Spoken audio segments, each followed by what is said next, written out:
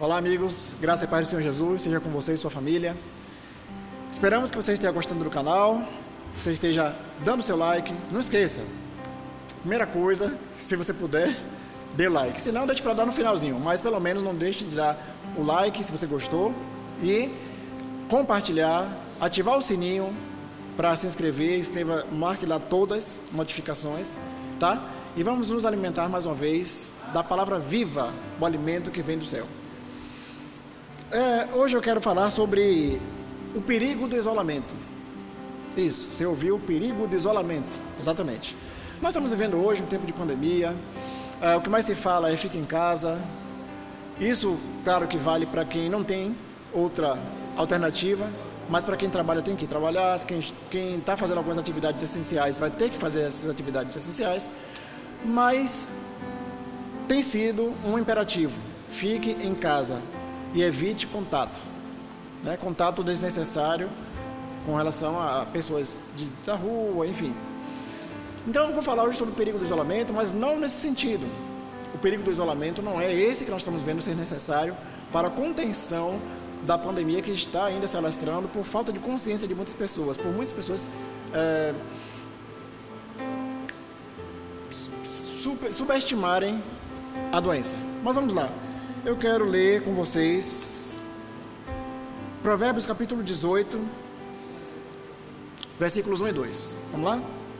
Provérbios 18, 1 e 2. Vou ler em duas versões.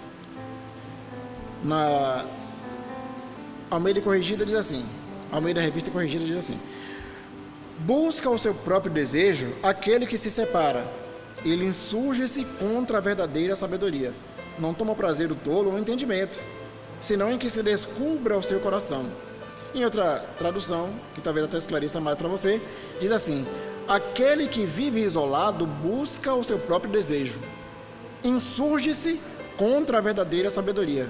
O tolo não toma prazer no entendimento, mas tão somente em revelar a sua opinião. Então, o que é que nós vemos aqui? Estamos vendo que existe uma classe de pessoas que se isola dentro de si mesma. Esse isolamento é que é perigoso.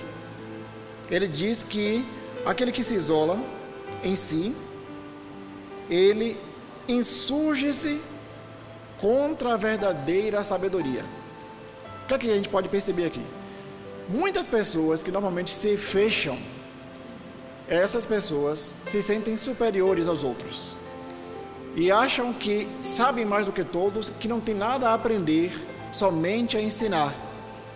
Essas pessoas são nocivas a si mesmas e nocivas para outras pessoas também. Por isso que é perigoso esse tipo de isolamento. São pessoas que não ouvem a voz da sabedoria, que é exterior à sua própria voz, por achar que está acima da sabedoria dos outros.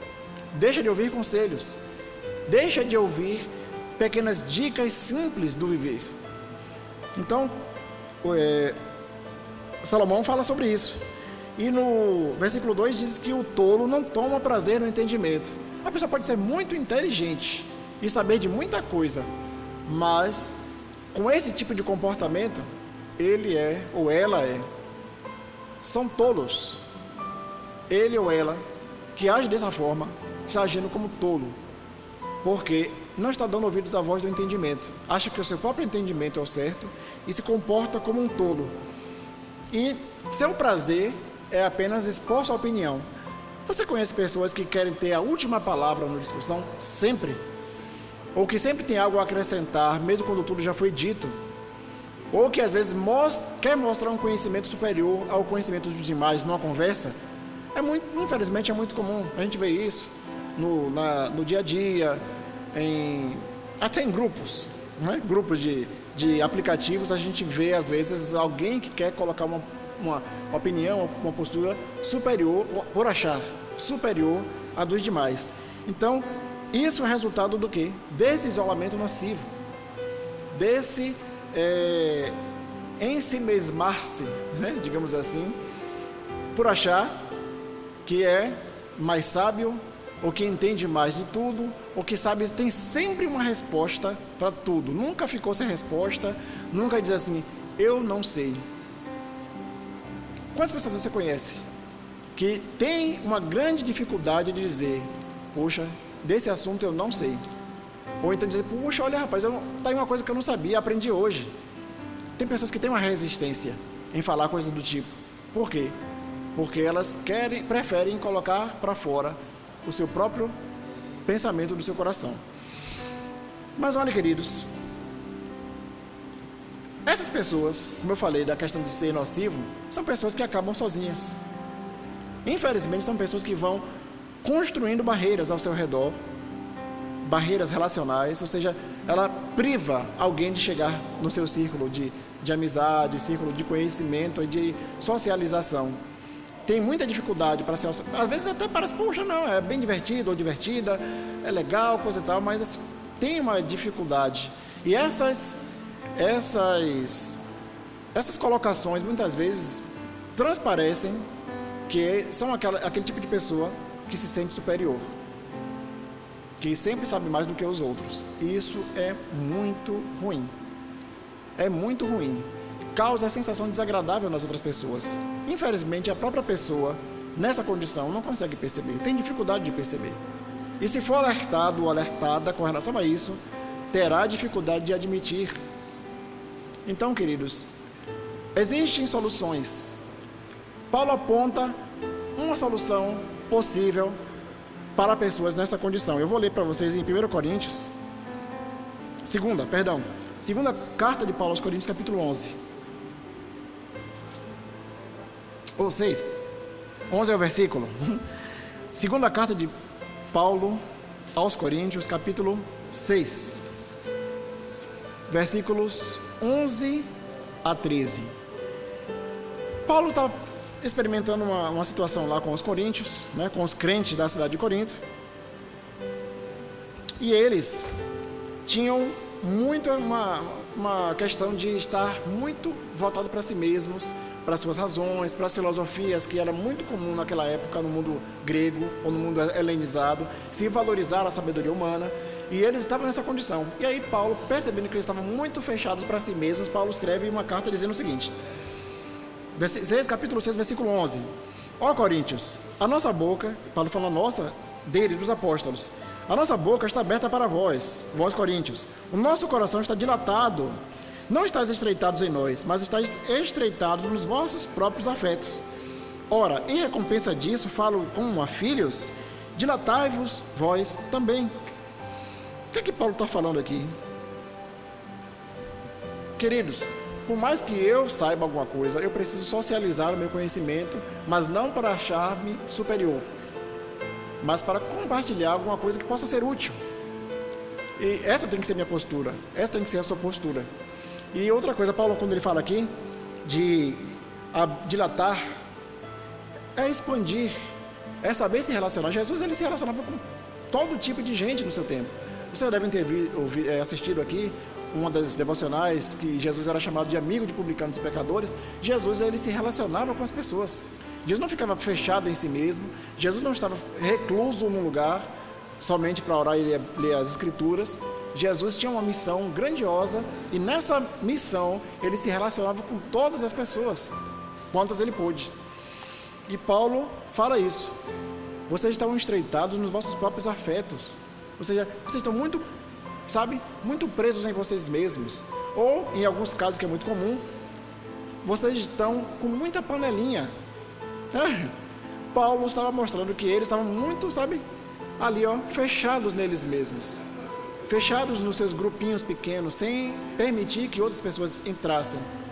E isso é perigoso também. Esse tipo de isolamento também é perigoso. O isolamento das panelinhas, né? Dos grupos impenetráveis. Ninguém pode chegar, ninguém pode se aproximar. E a pessoa, às vezes, quando chega, se sente excluída. Nem se sente aceita, não se sente acolhida.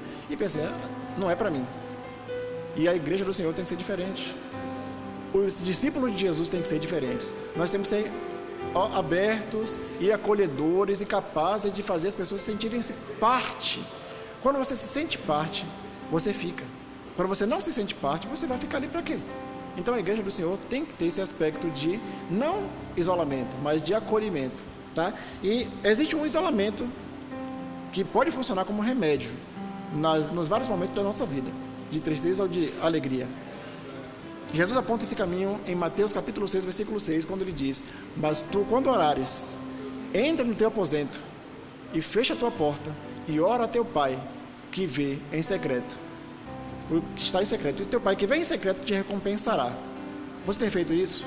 Tem usado esse isolamento que é bom, positivo, que é remédio para o espírito e para a alma? Se não está fazendo, comece a fazer. Se você já fez algum dia e parou, volte a fazer. Mas é extremamente necessário nós nos isolarmos, vou colocar isso entre aspas, na presença de Deus.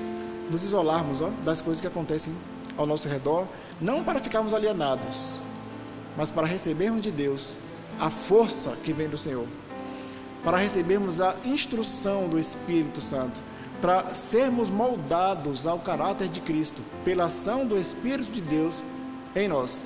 Então nós precisamos desse tipo de isolamento, que é positivo, que é remédio, que vai nos trazer força para a gente sair daquele isolamento, digamos assim, né? Daquele momento do lugar secreto, para sair dali renovado e capacitado pelo Espírito de Deus para fazer a obra que ele tem que fazer e para se relacionar com as pessoas.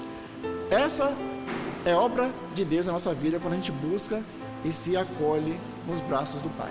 Desejo que você faça isso, tá? Que busque, ore ao Senhor, leia a palavra, tenha o seu momento de intimidade com Deus. E aí esse tipo de isolamento vai ser uma bênção para você, mas sempre com o objetivo de que seja somente um lugar e um momento para você se alimentar do Senhor, para poder sair capaz de se relacionar com todos à sua volta, tá? Que Deus te abençoe, em nome de Jesus. Amém.